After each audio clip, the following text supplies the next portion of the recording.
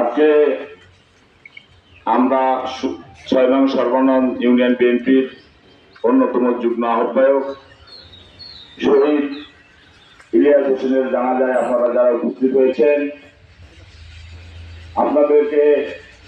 আপনারা সকলেই জানেন, আপনারা যারা উপস্থিত হয়েছেন এই ইলিয়াসকে ভালোবেসেই উপস্থিত হয়েছেন।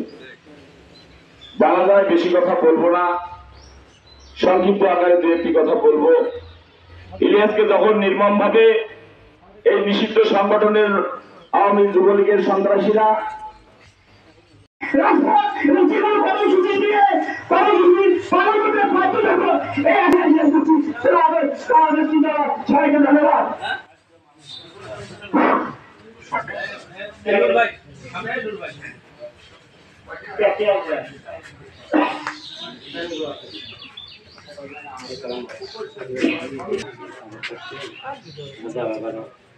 আপনি দিবেন স্থানীয় কেউ আছে আরো?